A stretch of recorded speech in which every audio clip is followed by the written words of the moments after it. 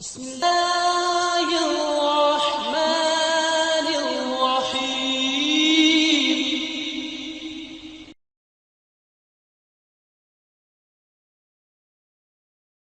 الحمد لله وكفى به الذين اصطفى.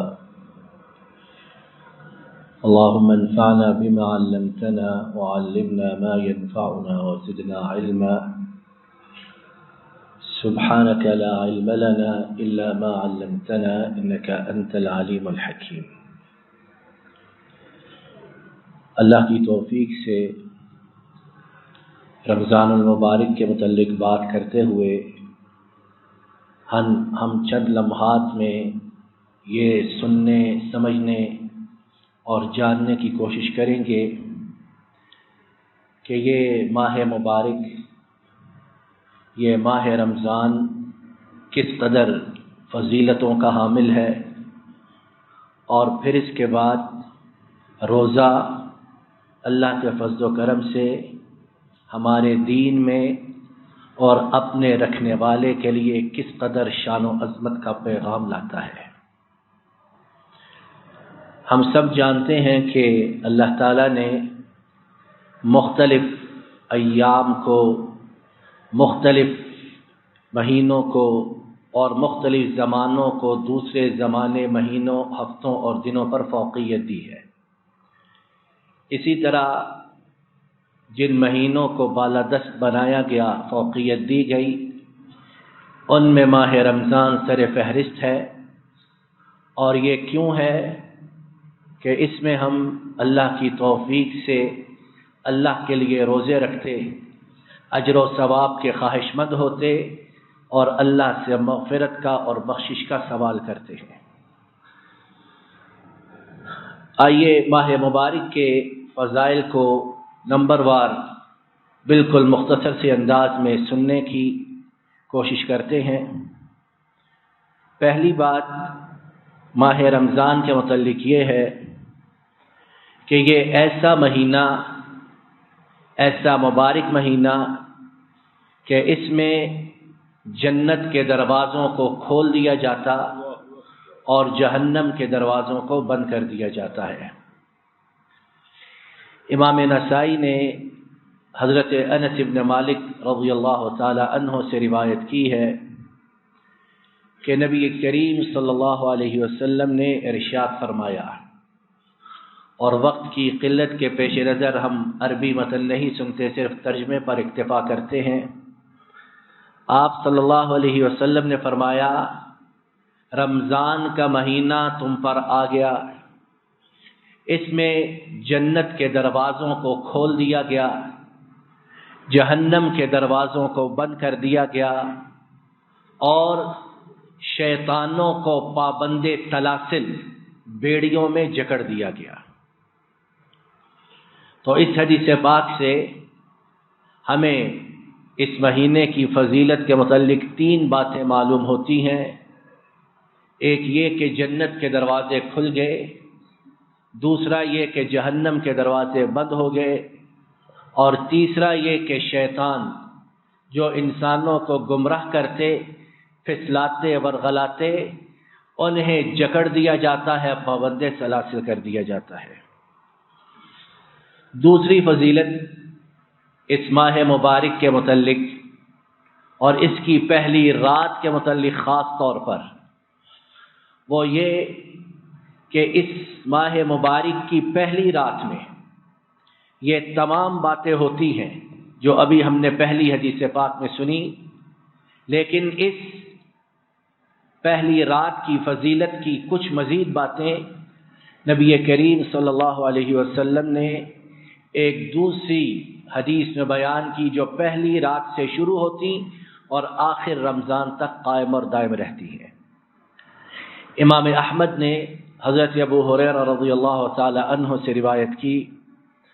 کہ نبی کریم صلی اللہ علیہ وسلم نے ارشاد فرمایا،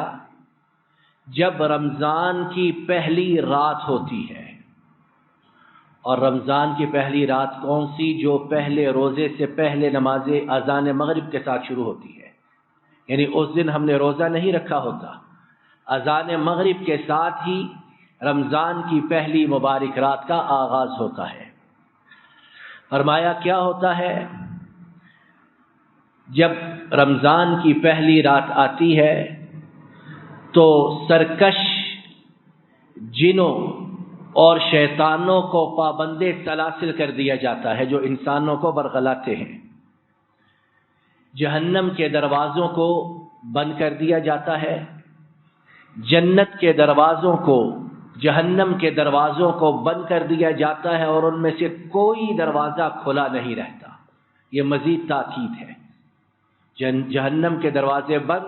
اور کوئی دروازہ کھلا نہیں رہتا۔ جنت کے دروازوں کو کھول دیا جاتا ہے اور کوئی دروازہ بند نہیں رہتا۔ اور پھر اللہ کی طرف سے منادی کرنے والا رمضان کی ہر رات یہ منادی کرتا ہے، اے خیر کے چاہنے والے آگے بڑھ، اور اے شر کے اور بدی کے طلبگار رک جا۔ اور اللہ تعالی ہر رات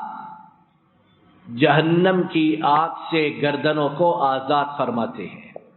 لوگوں کی بخشش کی جاتی، لوگوں کی مغفرت کی جاتی، اور جہنم کی آگ سے آزادی کا پروانہ عطا کیا جاتا ہے۔ اور ایک دوسری روایت میں جسے امام نسائی نے روایت کیا ہے، آپ صلی اللہ علیہ وسلم نے فرمایا، اور اسی مہینے کے اندر ایک ایسی رات جو 1000 راتوں سے زیادہ بہتر، جو اس کی خیر سے، اس کی بھلائی سے محروم رہ گیا، وہی حقیقت میں اصل محروم ہے۔ تو دوسری بات، دوسری حدیث پاک سے اور دوسری فضیلت سے ہمیں معلوم ہوا کہ رمضان کی پہلی رات سے جو باتیں شروع ہوتی ہیں وہ اللہ کی توفیق سے آخر رمضان تک باقی رہتی۔ جہنم کی آگ سے لوگوں کو ہر رات آزاد کیا جاتا، اور اس میں ایک وہ رات جو 1000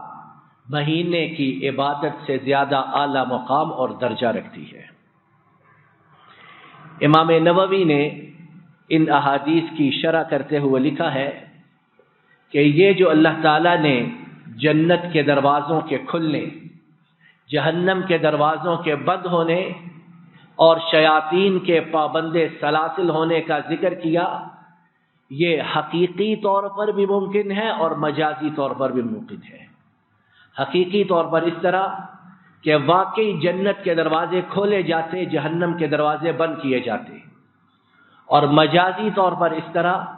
کہ اللہ تعالیٰ اس میں نیک اعمال کی توفیق دیتے، حسنات، طاعات، نیکیاں، بھلائیاں انسان کثرت سے کرتا، جو اللہ کے فضل و کرم سے جنت جانے کے لیے ضروری اور جنت کا راستہ ہموار کرنے والی ہے۔ اسی طرح مجازی طور پر جہنم، انسان گناہوں سے پرہیز کرتا، بہت سی ایسی حلال جائز چیزیں جو عام دنوں میں مباح ہیں ان میں کوئی شک و شبہ نہیں، صرف روزے کی وجہ سے انسان انہیں اپنے آپ سے دور کر لیتا ہے۔ تو اللہ کی بات کو مانتے ہوئے جب وہ ان تمام اعمال کو کرتا اور برائیوں سے پرہیز کرتا، تو اللہ کے فضل و کرم سے خود بخود جہنم کی آگ سے دور ہوتا ہوتا اس درجے پر پہنچتا ہے کہ اللہ تعالیٰ اسے جہنم کی آگ سے آزادی کا پروانہ عطا فرما دیتے ہیں۔ تیسری بات، تیسری فضیلت جو رمضان المبارک کے متعلق وہ یہ کہ یہ مہینہ گناہوں کی معافی کا مہینہ، یہ خطاؤں کی بخشش کا مہینہ، یہ لغزشوں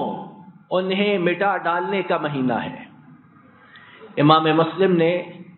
حضرت ابو ہریرہ رضی اللہ عنہ سے روایت کی ہے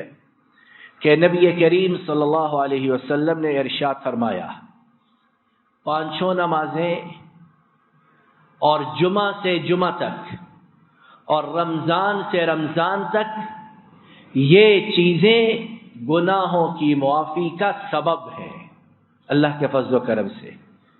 پانچوں نمازیں جمعہ سے جمعہ تک اور رمضان سے رمضان تک یہ گناہوں کی معافی کا ذریعہ اور سبب اللہ نے بنائی ہے اگر کبیرہ گناہوں سے اجتناب برتا جائے، ان سے رکا جائے، تو چھوٹے گناہ جو ہم روزمرہ زندگی میں دسیوں بیسیوں یا سینکڑوں کی تعداد میں کرتے ہیں، اللہ تعالیٰ اپنے فضل و کرم سے ان چیزوں کی وجہ سے ان گناہوں کو مٹا ڈالتے ہیں۔ چوتھی بات جو رمضان کی فضیلت کے متعلق ہے وہ یہ ہے کہ رمضان کے اندر جو عمرہ ہے، اور اللہ تعالیٰ سب کو توفیق عطا فرمائے اور قبولیت سے نوازے، رمضان کے اندر جو عمرہ ہے اس کا اجر و ثواب حج کے برابر ہے۔ امام مسلم نے حضرت عبداللہ ابن عباس رضی اللہ تعالی عنہما سے روایت کی کہ نبی کریم صلی اللہ علیہ وسلم نے فرمایا کہ رمضان کا عمرہ حج کے برابر ہے، رمضان کا عمرہ حج کے برابر ہے۔ امام مناوی اس حدیث پاک کی شرح میں لکھتے ہیں کہ اس کا ہرگز مطلب یہ نہیں کہ جو رمضان میں عمرہ کر لے اس کا حج کا فریضہ ختم ہو گیا، ہرگز یہ مطلب نہیں، وہ فرض حج کے ادا کرنے کا فرض صاحب استطاعت پر باقی رہے گا۔ مطلب یہ کہ اس کا رمضان میں کیا جانے والا عمرہ اپنے اجر و ثواب میں پورے حج کے ثواب کے برابر ہے۔ پانچویں بات جو رمضان کی فضیلت کے متعلق ہے وہ یہ ہے کہ نبی کریم صلی اللہ علیہ وسلم جو رحمت للعالمین ہے اور جن کی رحمت صرف انسانوں کے لیے نہیں بلکہ جمادات، نباتات، حیوانات سب کے لیے، جہانوں کے لیے رحمت بنا کر بھیجا گیا، انہیں یہ ماہ مبارک ایسے ہی گزار دینے والے پر اتنی خفگی، اتنی ناراضگی کہ اس پر رمضان مبارک آئے اور وہ اپنے گناہوں کو معاف نہ کروا سکے، تو ایسے شخص کے لیے نبی کریم صلی اللہ علیہ وسلم نے کی جانے والی بد دعا پر آمین کہا ہے۔ اور آپ صلی اللہ علیہ وسلم وہ ہیں جو بہت حد تک اپنے دشمنوں کے لیے بھی بد دعا نہیں کرتے ہیں، بلکہ ان کے لیے بھی دعائے خیر، ہدایت کی التجا اور فریاد کرتے ہیں۔ تو جب آپ صلی اللہ علیہ وسلم رمضان المبارک میں گناہوں کو نہ بخشوانے والے کے لیے کی جانے والی بد دعا پر آمین کہیں تو اس کا مطلب یہ ہے کہ یہ معاملہ کتنا سنگین، کتنا ہولناک اور خوفناک ہے۔ حافظ ابن شاہین نے اپنی کتاب فضائل القرآن میں اپنی سند کے ساتھ حضرت انس ابن مالک رضی اللہ عنہ سے روایت کی ہے کہ وہ بیان کرتے ہیں کہ نبی کریم صلی اللہ علیہ وسلم مسجد میں تشریف لائے، منبر پر چڑھے، پہلی سیڑھی پر قدم رکھا تو آمین کہا، دوسری پر قدم رکھا تو آمین کہا، تیسری پر قدم رکھا تو آمین کہا۔ بعد میں سوال کیا گیا تو آپ صلی اللہ علیہ وسلم نے جواب دیا کہ میرے پاس جبریل امین آئے، انہوں نے کہا کہ جس کے سامنے آپ کا نام نامی ذکر کیا جائے اور وہ درود نہ بھیجے، صلی اللہ علیہ وسلم نہ کہے، تو وہ گنہگار اور اللہ کی رحمت سے دور جہنم میں داخل ہونے والا۔ انہوں نے بد دعا کی، میں نے اس پر آمین کہا۔ دوسری سیڑھی پر قدم رکھا، آمین کہا اس لیے کہ جبریل امین نے دعا کی کہ کوئی اپنے والدین کو یا ان میں سے ایک کو بڑھاپے کی صورت حالت میں پائے اور ان کی خدمت کر کے جنت میں داخل نہ ہو تو وہ اللہ کی رحمت سے دور ہو جائے، جہنم میں داخل ہو جائے، تو میں نے اس پر آمین کہا۔ تیسرا یہ کہ جس شخص پر رمضان المبارک کا مہینہ آئے وہ اسے گزارے اور اپنے گناہوں کو معاف نہ کروا سکے تو اس کے ساتھ بھی یہی معاملہ جو پہلے دو کے ساتھ، تو میں نے اس پر بھی آمین کہا۔ تو کتنی ہولناک، ہیبتناک، خوفناک بات کہ یہ 30 دن آئیں گزر جائیں، زندگیوں میں کوئی انقلاب بپا نہ ہو، انسان اپنے گناہوں پر جو کا تو مصر اصرار کرتا رہے، تو خدشہ ہے بلکہ یقین ہے کہ اس حدیث پاک کی روشنی میں وہ رحمت للعالمین صلی اللہ علیہ وسلم، جن کی زبان مبارک سے اپنے بہت سے دشمنوں کے لیے بھی بد دعا نہیں نکلتی، وہ ان کی اس کی گئی بد دعا کا مستحق ٹھہرے گا۔ یہ مختصر سے انداز میں ہم نے رمضان المبارک کی چند فضیلتوں کو سنا۔ بات کا دوسرا نقطہ کہ روزہ جو اللہ کی توفیق سے ہم اس مہینے کی ابتدا کے ساتھ ہی رکھنا شروع کرتے، 29 یا 30 روزے رکھتے ہیں، ان کی فضیلت کیا ہے؟ بالکل چند لمحات میں اشارات کی زبانی ان چند باتوں کو سن لیتے ہیں روزے کی فضیلت کے حوالے سے، تاکہ اللہ کے فضل و کرم سے ہمیں اس بارے میں بھی کچھ نہ کچھ آگاہی اور واقفیت بہم پہنچ جائے۔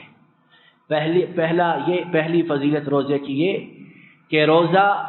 جہنم کی آگ کے مقابلے میں ایک ڈھال ہے۔ دوسری یہ کہ روزے کی شان و عظمت کو سمجھنے کے لیے یہ بات بہت کافی کہ اللہ تعالیٰ نے اس کے اجر و ثواب کا علم صرف اپنے پاس رکھا ہے، ان کے علاوہ اس کے اجر و ثواب کے حدود اربع کو کوئی جانتا ہی نہیں ہے۔ تیسرا یہ کہ جو شخص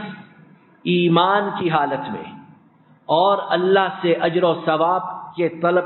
اللہ سے اجر و ثواب کے حصول کے لیے روزہ رکھے، اللہ تعالیٰ اس کے گزشتہ گناہوں کو معاف کر دیتے ہیں۔ چوتھی بات یہ کہ روزہ جو ہے یہ اللہ کے فضل و کرم سے دعاؤں کی قبولیت کا بہترین وقت اور دعاؤں کی قبولیت کے لیے ایک بہترین گہوارہ اور مرکز ہے۔ پانچویں بات یہ کہ روزہ اور اس کے ساتھ قرآن پاک، جس طرح کہ ہم نے پہلی گفتگو میں سنا، یہ دونوں قیامت کے دن انسان کے لیے اللہ سے شفاعت کریں گے، اور اللہ کے حکم سے اور ان کے فضل و کرم سے ان کی شفاعت کو سنا جائے گا، قبول کیا جائے گا۔ چھٹی بات یہ کہ روزہ اللہ کے فضل و کرم سے گناہوں کی معافی کا ذریعہ بنتا ہے۔ ساتویں بات یہ کہ روزے کو نبی کریم صلی اللہ علیہ وسلم نے افضل ترین اعمال میں سے ایک قرار دیا ہے، اور یہ کیوں نہ ہو کہ ہمارا دین جن 5 بنیادی ارکان پر مشتمل ہے ان میں سر فہرست ایک روزہ۔ اور حدیث پاک میں جب آپ صلی اللہ علیہ وسلم سے سوال کیا گیا تو آپ صلی اللہ علیہ وسلم نے جواب دیا، علیک بالصوم فإنہ لا مثل لہ، کہ تم پر روزہ ہے، روزے رکھو کہ اس جیسا کوئی ہے ہی نہیں، اس جیسی کوئی نیکی ہے ہی نہیں۔ آٹھویں بات جو روزوں کی فضیلت کے متعلق ہے وہ یہ ہے کہ روزہ دار اس کے منہ سے آنے والی بظاہر، جسے ہم بدبو کا نام دیتے ہیں، اللہ کے ہاں وہ مسک اس کی خوشبو سے زیادہ بہترین اور اعلیٰ ہے، کستوری اس سے زیادہ اعلیٰ اور بہتر ہے۔ نویں بات روزے کی شان و عظمت کے متعلق یہ کہ روزہ دار اللہ کی طرف سے 2 خوشیوں کو حاصل کرتا ہے۔ ایک خوشی روزے کو افطار کرتے وقت، اور ایک خوشی اگر وہ روزے کی حالت میں اللہ کو پیارا ہو جائے تو اللہ سے ملاقات کرتے وقت۔ اس کے علاوہ کتب احادیث میں متعدد اور بھی فضائل کا ذکر ہے۔ وقت کی مناسبت سے اللہ کے فضل و کرم سے انہی باتوں پر اکتفا کرتے ہیں۔ اللہ تعالیٰ اپنے فضل و کرم سے ہمیں صحیح معنوں میں رمضان کے روزوں کو رکھنے، ان روزوں کی فضیلت کو جاننے اور پھر انہیں پانے کی توفیق عطا فرمائے۔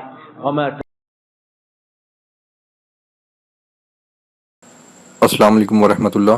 یہ ڈاکٹر فضل الہی صاحب کا آفیشیل یوٹیوب چینل ہے، اس کو لائک، سبسکرائب اور شیئر کریں اور بیل آئیکن پریس کریں تاکہ نئے آنے والی ویڈیوز کا نوٹیفیکیشن آپ کو موصول ہو سکے۔ جزاکم اللہ خیر۔